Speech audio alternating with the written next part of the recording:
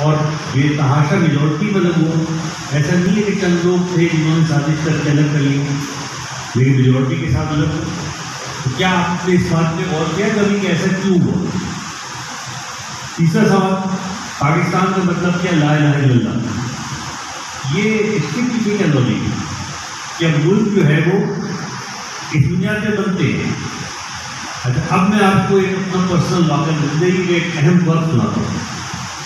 जब मैं इंग्लैंड गया, अच्छा मेडिकल कॉलेज में हमारी एक स्टडी सर्कल था। मैं हबीब साहब से कल भी कह रहा था, बहुत दफ़ा मैंने उनसे कहा है कि स्टूडेंट के साथ गुफ्तगू और शऊर पैदा करने के तरीके दरियाफ्त करें और रखें भी। कल भी मैंने आपसे ये रिक्वेस्ट की। तो वहाँ पे हमारा एक स्टडी सर्कल होता था। 5 साल तक बसें हमारी चली जाती थी 3 बजे। 3 बजे से 5 बजे तक हम एक कमरे में बैठ के कुछ लोग बैठ के किताबें पढ़ते थे। और वो किताबें जो है वो ये नहीं होती थी जो हमारे खून को गरमाएं, बल्कि वो होती थी जो हमारी सोच को प्रोमोट कर रही थी। और वो 5 साल जो है वो मेरी ज़िंदगी के बड़े कीमती साल हैं, और उसमें मैंने बहुत ऐसी ऐसी किताबें पढ़ने का मौका मिला। अच्छा, कोई डिस्कशन होती थी, पूरी डिस्कशन मेरी भी आगे खुली खुली रहेगी। मैं भी नारे सुनता था और नारे सुन के तकरीरें जो होती थी वो भी नारों पे पहुँची होती थी। आज शम्स साहब ने और अरविंद साहब ने ऐसी बताइए, मैं इनसे कहा तकरीरें आपके यहाँ बहुत थी। इसकी वजह कि इन्होंने कुछ सवाल उठाए, कुछ शोरी तौर पर बेदार करने की कोशिश की। और ये बड़ा फर्क होता है। मैं आपसे एक सवाल करता हूँ, भाई शहादत इतनी अजीब चीज़ है, लेकिन एक आदमी जो है वो मुकम्मल यकीन के साथ जाके किसी मस्जिद में बम फिर फट जाता है, ठीक है? उसको ना शऊर है, ना कुछ है, ना उसने कुरान को से पढ़ा है, ना कुछ किया हुआ है। वो 15-20 जाने जो है वो 15-20 घरों के को उजाड़ के चले जाते हैं, ठीक है? वो शख्स क्या उसके बराबर हो सकता है? ऐसे कायद-ए-आज़म थे जिन्होंने एक जदोजहद की, एक शऊरी जदोजहद की, और उसके बाद जाके जब उनको पता था कि उनको ट्यूबरक्लोसिस है, और मैं उनके जो मालिक थे उनसे मिला और उनको आखिरी उनके लिए काफ़ी बातें पता हैं कि उन्होंने कहा कि इसको डिक्लेयर नहीं करना और काउंसलर टूट जाएगा जब तक टीका में हिम्मत करने लगा एनी डाइट हो जाएगा। तो क्या वो और वो दोनों बराबर हो सकते हैं? दोनों वो भी समुद्र में शहीद हो गए।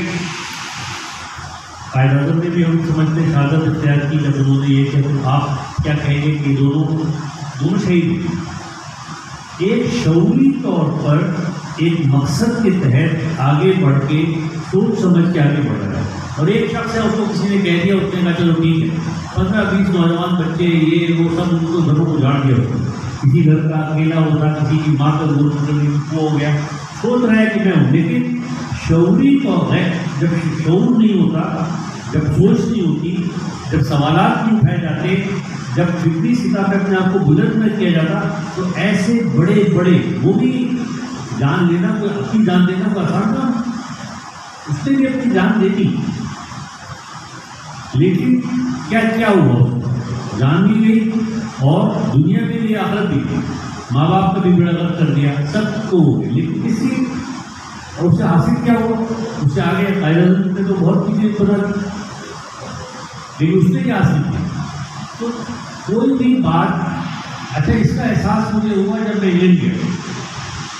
वहाँ पे मुझे क्या एहसास हुआ कि जो हिंदुओं से और इंडियन से मेरी जब गुफ्तगू हुई, मुसलमान इंडियन से भी, और हम लोग बैठे हुए थे काफ़ी डॉक्टर, तो मैं देखता था कि हिंदू और इंडियन जो है वो काफ़ी बाशऊर होते हैं और वो सवाल करते थे। हमने जो 5 साल अपने पढ़े थे स्टडी सर्कल में, तो हमारे पास तो उनके जवाब होते थे, लेकिन बाकी जितने बैठे होते थे वो लड़ने पे तैयार हुए थे, लेकिन उनके जवाब नहीं दे पाते थे। जैसे मैंने आपके सवाल उठाए और वो उठाते थे तो वो जैसे वो हंसते थे, बोलते हैं कि इतना वापस पैगाम पे हो गया, ये कैसी बात है, ये तो कोई बात ही नहीं थी।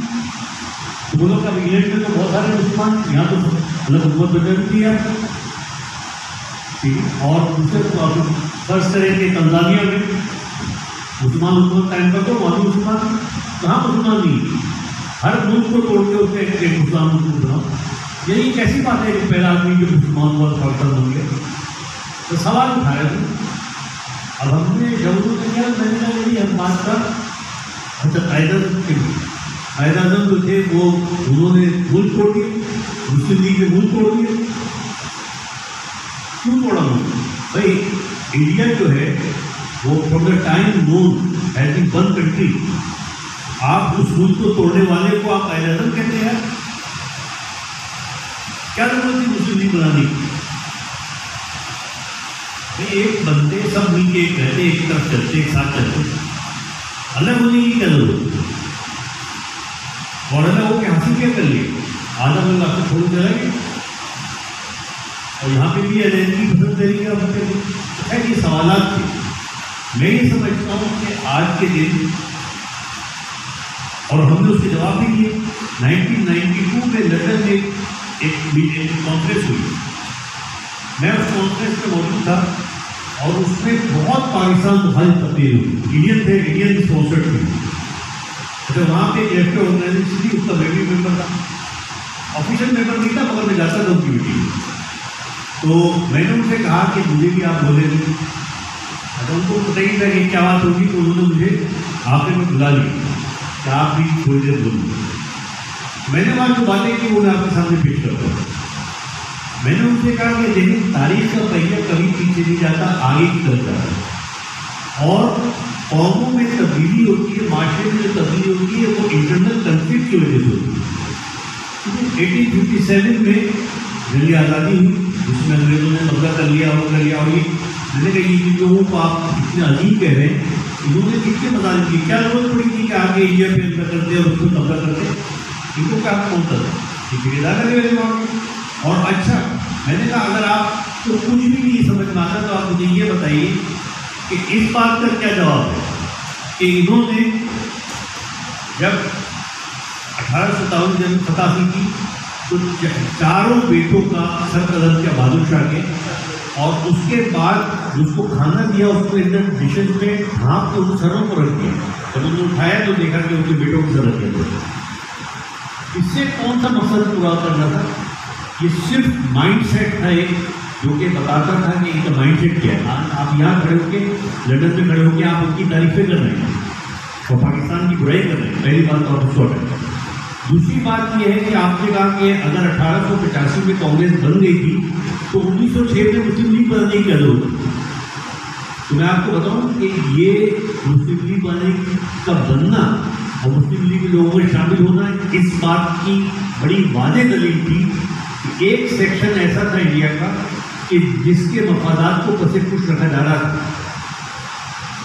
वरना पागल मुद्दे ने कहा था कि इसमें जाके अलग ऑर्गेनाइजेशन बना, उसकी जरूरत पेश ही नहीं आती। अगर आप कांग्रेस में उनको अमालगमेट करते, उनके मफादात का ख्याल करते, तो क्या जरूरत थी कि कुछ लोग खड़े होकर एक अलग जमात बने? और मैंने कहा कि उसके बाद पाकिस्तान आप कहते हैं कि अच्छा, उसके बाद दरअसल हिस्ट्री है, मैं उस पर तफसील में नहीं जाता इतना, लेकिन 1928 में नेहरू प्लान आया। मैंने कहा उसको आप पढ़ें, कितना ज़्यादा बायस और वन साइडेड प्लान आज तक मैंने कहीं नहीं पढ़ा। जिसके जवाब में 1929 में एक साल बाद कायदे ने 40 पॉइंट दिए, उसमें अलग उनका जिक्र कहीं नहीं है। उसमें इंडिया में रहते हुए अपने उसका जिक्र है। मैंने कहा ये तो सोच थी, ये सोच किसने बदली भाई? कायदे की सोच तो आप 14 प्लान उठा के गई है, और नेहरू की सोच आप जो है उसने नेहरू प्लान किया था 1928 को उठा के देखिए। दोनों को पढ़े, दोनों का आप कॉलम बनाए, इधर पॉइंट लिखे, इधर पॉइंट लिखे, आपको खुद पता चल जाएगा किसकी सोच क्या है। इस तरह से तनकीद करना आसान है। फिर उसके बाद पाकिस्तान इंडिया 1947 में शायद नहीं बनते अगर दूसरी जंग अजीब ना होती। दूसरी जंग अजीब ने इंग्लैंड को ऐसा कमजोर कर दिया। मेरा खुद कंसल्टेंट था, मुझे बता रहा था कि लंदन में था मैं, और लंदन में कोई खड़ी इमारत नजर नहीं आती, बमबारी के बारे सब टूट गई थी। और वहीं पर चर्चिल से मैं वैसे नफरत करता हूँ, लेकिन अच्छी बातें उसने बहुत सारी की है। तो एक अच्छी बात उसकी ये थी, उसने एक जुमला कहा, जब उसने बताया था कि इसकी बमबारी हो रही है, मुल्क तबाह हो रहा है, लंदन तो खत्म हो चुका है, तो उसने कहा यार स्कूल चल रहे नहीं चल रहे? स्कूल तो चल रहे। उसने कहा कि कोर्ट अपना काम कर रही, इंसाफ मिल रहा है, वो मिल रहा है, फिर दोबारा बना लेंगे, कोई मसला नहीं। इमारतों से नहीं बनती कौमें बनती हैं इदारों से, कौमें बनती हैं एजुकेशन से, कौमें बनती हैं इंसाफ से। कि बिल्कुल उसने 100% दुरुस्त बात की और बहुत अच्छी बात की। तो 1946 में जो कैबिनेट प्लान है, अगर आप उसको उठा के पढ़ें, कैबिनेट प्लान, बेटा हम लोग पता नहीं क्या पढ़ाते हैं, इतने साल पढ़ लेते हैं और हमें चीज़ों का शौक नहीं होता, फिर जब दूसरे लोग सवाल करते हैं तो हमारे लोग खड़े हुए शक्लें देखने लगते हैं, लड़ने लगते हैं। तो बात यह है कि आप 1946 में कैबिनेट प्लान है, उसमें 3 ईयर बनाई थी। मुझे भी पढ़े हुए बहुत दिन हो गए, लेकिन मुझे जो बुनियाद याद है, उसने कहा था एक फेडरेशन होगी जो कि यूके के अंदर में होगी, ब्रिटिश अंडर में होगी एक फेडरेशन, उसके नीचे ग्रुप्स ऑफ प्रोविंसेस होंगे और उसके नीचे प्रोविंसेस होंगे। इस तरह हुकूमत चलेगी, कुछ हुकूम प्रोविंसेस के पास होंगे, कुछ ग्रुप ऑफ प्रोविंसेस के पास होंगे और कुछ group of provinces India Pakistan tomato और उसके नीचे प्रोविंसेस और ऊपर जो है वो ब्रिटिश गवर्नमेंट। इस तरह से हम चलाएंगे and then we see over the years के क्या होगा। लेकिन जाहिर ये रिजेक्ट हो गया, दोनों का कांग्रेस और मुस्लिम दोनों रिजेक्ट कर दिया। तो 1947 में मेरा 3 या 4 जून थी, तो रेडक्लिफ प्लान आया था। रेडक्लिफ एक वो था आपका कि जाके निशान लगाओ कि वो मुसलमानों की जगह कौन सी होगी और इंडियन की कौन सी होगी। और उस मनहूस की खवासत की वजह से 10 लाख लोग कत्ल हुए, सिर्फ मुसलमान कत्ल नहीं हुए, सिखों के साथ भी बड़ी जुल्म किए गए। और मैं मतलब ये कि मुझे पता है जो मेरे साथ वहाँ सिख काम करते थे वो अपने बड़ों को बताते थे, उनके साथ भी बड़े मुसलमानों ने जो कभी नहीं छोड़ी, लेकिन दोनों तरफ से हुआ और मुसलमानों के साथ ज़्यादा हुआ, बुरा हुआ। ट्रेन काट दी गई, दूध की इंतहा कर दी गई, 3 बच्चों को कत्ल कर दिया गया और वो सब किया गया। लेकिन अगर इसी चीज़ को बेटर प्लानिंग की जाती और तरीके से किया जाता, क्योंकि उन्होंने हम जा रहे हैं तो हमें क्या फर्क पड़ता है कितने मरते हैं, ये बात कहीं जा चुकी थी। यदि ये नहीं था कि इनको पता नहीं था, अचानक हो गया। ये बात ऑफिशियल पेपर में मौजूद थी कि बड़ा क्या होगा, उसको प्रिवेंट किया जाए। तो उसने कहा वो प्रिवेंट की जरूरत नहीं, बस कर दो, छोड़ो, जाओ, और वो चला गया। तो मैंने उनसे उसकी तकलीफ में वहाँ कहा, मैंने कहा आप कहते हैं कि पाकिस्तान कायदा मुस्लिम लीग के बनाया, मैं कहता हूँ कि पाकिस्तान बनाने में जितना इनकार है उतना हाथ कांग्रेस का भी। अगर आप लोग एक मिलजुल के अच्छी तरह से रहते तो क्यों एक शब्द जो 1929 में इकट्ठे 14 पॉइंट दे रहा है, उसको क्या पड़ी थी कि वो अलग जो है वो एक मुल्क की बात करता है।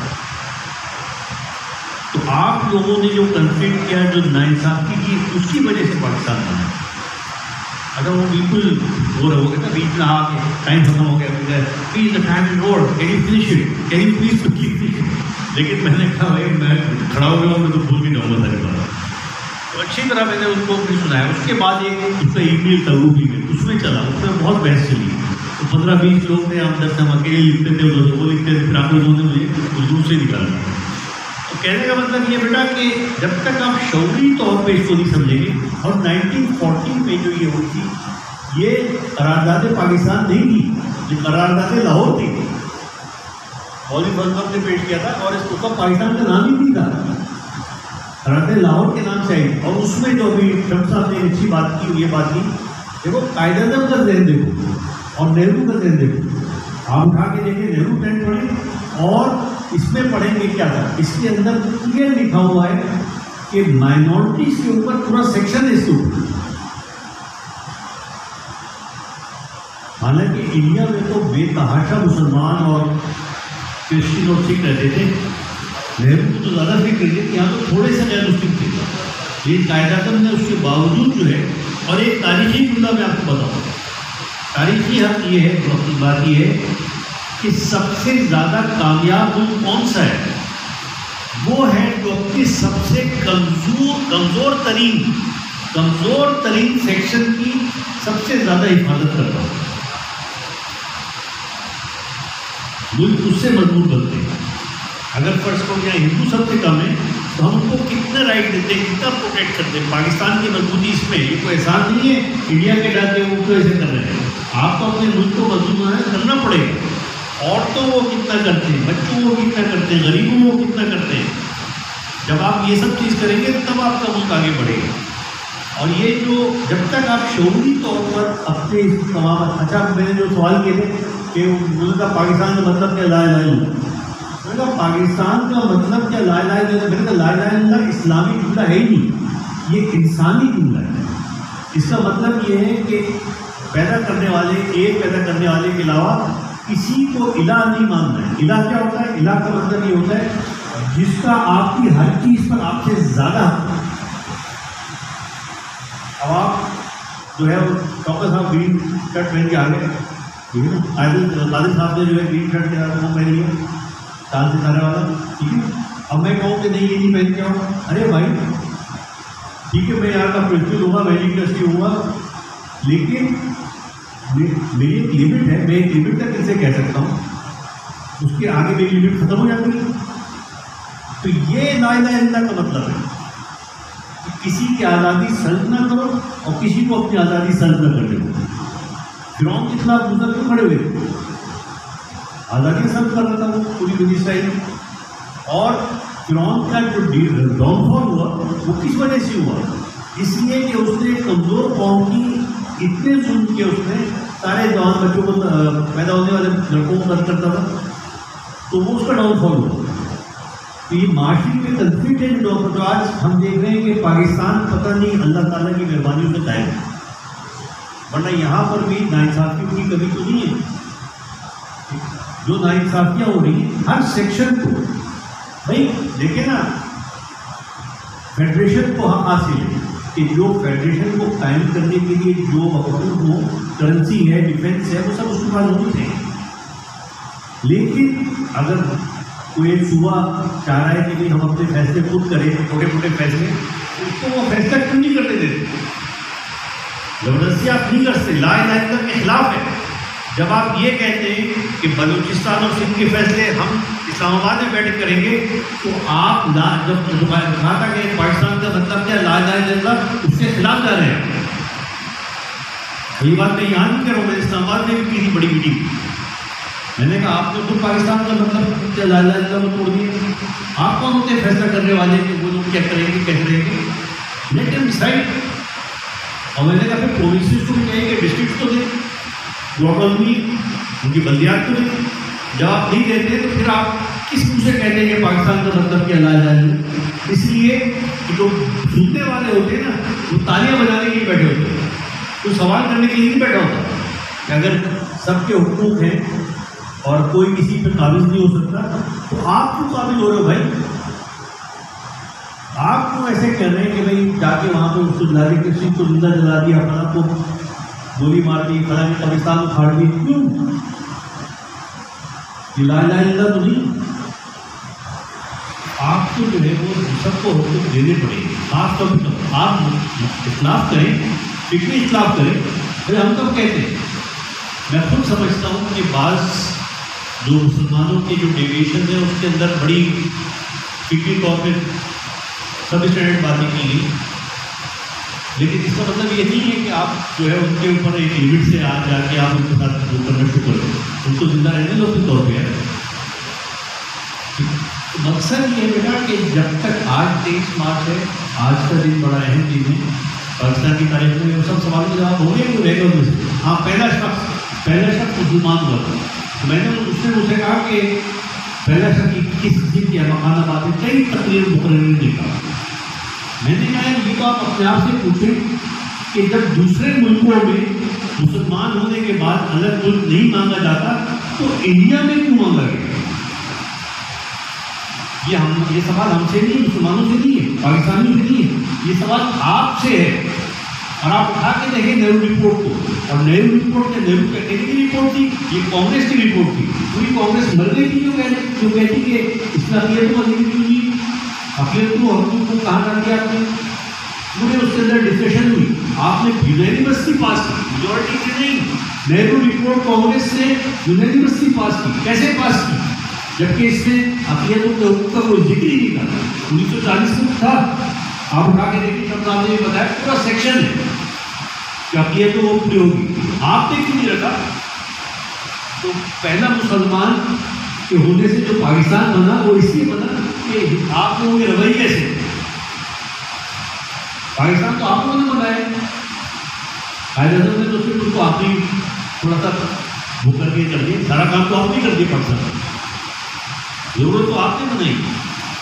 तो खैर कहने का मतलब ये बेटा कि ईच वन, आप कहते हैं ना कि हम सब each one should be a soldier of Pakistan. और सोल्जर किस तरह से होता है? सोल्जर होता है फिक्री सतह पर, शौरी सतह पे। आप अगर कहीं बैठे हो और वहाँ पर बातें हो रही तो खड़े होके स्टेज पे आके या वहाँ आपस में बैठ के उन सवालों के मुदल्ली जवाब तो दे सकें। और मुदल्ली जवाब कैसे होंगे? अगर आपको खुद शौक नहीं होगा, अगर आपको खुद नहीं पता होगा, आपको पता नहीं होगा कि जरूर करें क्या, आप कैसे उसके बारे में बात करेंगे? आपको पता नहीं होगा कि कांग्रेस की हिस्ट्री क्या है, आप कैसे बात करेंगे? आपको नहीं पता होगा कि मुस्लिम लीग जो है वो कैसे बनी। मुस्लिम लीग ने भी गलतियाँ की, ऐसा नहीं है कि वो कोई दूध के धुले हुए थे, गलतियाँ उन्होंने भी की है। और सबसे बड़ी गलती तो ये है कि जो ईस्ट पाकिस्तान में ले ली, मैं बहुत छोटा था लेकिन मुझे अच्छी तरह इतना बड़ा था कि मैं 5वीं 6वीं क्लास में था। तो उस वक्त जो है वो मेरे वालिद साहब मुझे बताते थे, मेरे वालिदैन कि बेटा आप लोग कैसे कीजिएगा।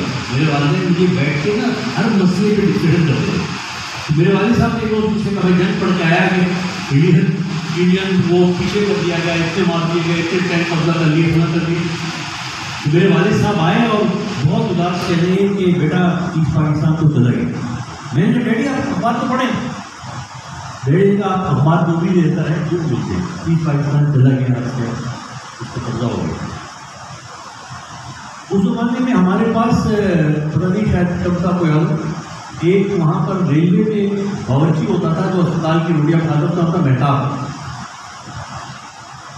वो उसके पास एक बंदा है, मैं आपको सच्चा वाक़या बता रहा हूँ, इसमें सोचने समझने के बड़े पहलू।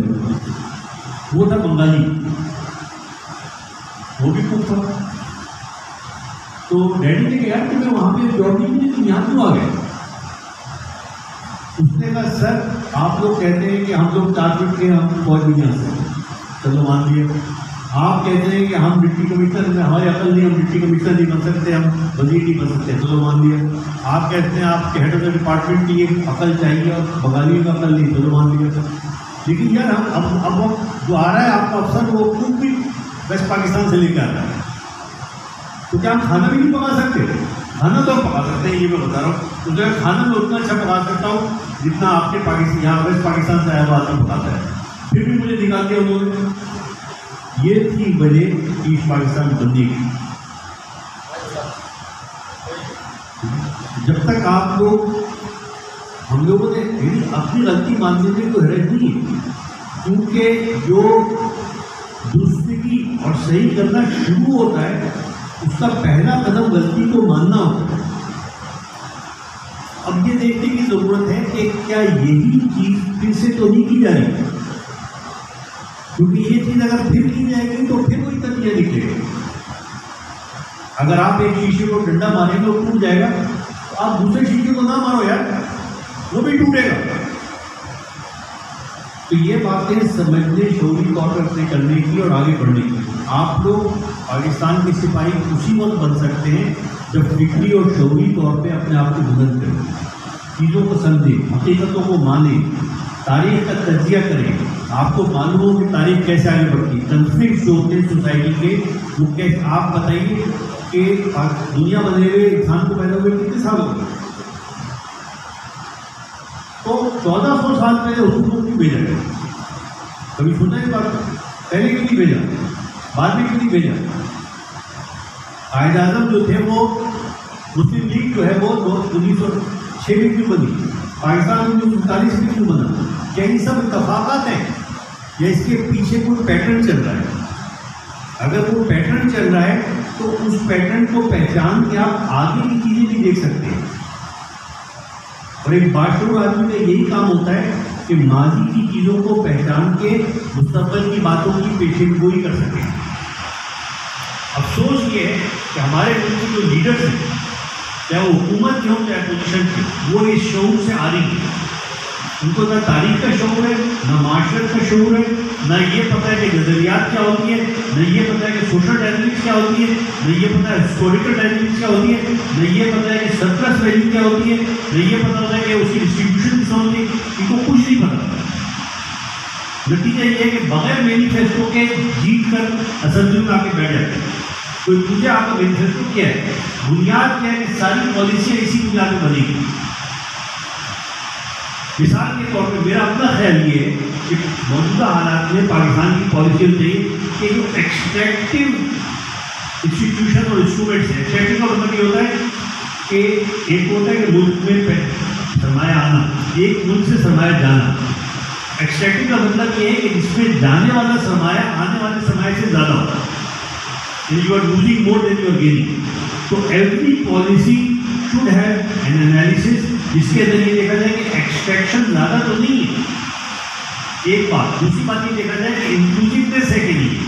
मिसाल के तौर पे एक एक इलाके में तमाम रिप्रेजेंटेटिव जो हैं उनकी से यहाँ तक पहुँच रही कि नहीं पहुँच रही। ये तो नहीं है कि मैंने फर्स्ट को एक इलाके के मिसाल के तौर पर कराची के 10 आदमी को बना के पूरे मुल्क की पॉलिसी बना दी, ऐसा नहीं होता है। तो इंक्लूसिवनेस और लैक ऑफ एक्सट्रैक्शन ये पाकिस्तान की बुनियादी पॉलिसी होनी चाहिए। At the end of the day खुदकशियाँ, जुल्म, कत्ल, रेप, इन सब के पीछे इकोनॉमिक्स होती है और आप इकोनॉमिक्स को तक सही नहीं करेंगे क्योंकि वो नहीं रोक सकते। आप कहते हैं कराची में जो है वो डकैतियाँ हो रही है, डकैतियों को रोकने के लिए क्या जाए, लाहौर में हो रही है तो ये क्या जाए, भाई रोको, पुलिस लगाओ, CCTV लगाओ, मतलब इकोनॉमिक्स सूरत हाल उनकी सही करो। जब घर में कुछ होगा कोई भी शख्स जिसके पास यूज़ करने के लिए हो वो आके अपनी जान देने को तैयार नहीं होता। जान देने वही तैयार होता है जो दुनिया से मायूस हो चुका होता है, जिसको अपने बच्चों को खिलाने के लिए रोटी नहीं होती, जिसको अपनी बेटी का इलाज कराने के लिए दवा के पैसे नहीं होते, वो आदमी जान देने को आके जान देने को तैयार होता है। जो कुछ बमबार बनते हैं फिर जो है वो भी बनते हैं, क्या नाम है अपना लुटेरे जो मोबाइल जीतते हैं वो सब बन जाते हैं। आप इस सिचुएशन को सही करो। आप कह रहे थे वो बड़ा घर गया, उसके माँ बाप निर्भर नहीं, आप तो हुक्मरान होते हुए कहते हैं इस मुल्क की सुविधा के लिए। तो बेटा शऊरी तौर पे अपने आप को डेवलप, ये मुल्क उसी वक्त बनेगा जब शऊर डेवलप होगा। आप डॉक्टर बनेंगे इंशाल्लाह, लेकिन मोहम्मद मेडिकल कॉलेज में आए हो तो सिर्फ डॉक्टर बन के नहीं जाओगे, बल्कि इंसानियत की और दूसरे जो उलूम हैं उनकी नो हाउ भी आप लेके जाओगे, ठीक है। तो इंशाल्लाह मेरी दुआ है अल्लाह करे पाकिस्तान क़यामत तक रहे, मुनसिफाना तरीके से रहे, बेहतर से बेहतर होता रहे, सारी इकाइयाँ इसकी यकजा हो जाए। और यकजा नारों से नहीं होंगी, कौमी तरानों से नहीं होंगी, यकजा होंगी इंसाफ देने से। इंशाअल्लाह ताला हम कोशिश करेंगे कि ये आगे से आगे। Thank you.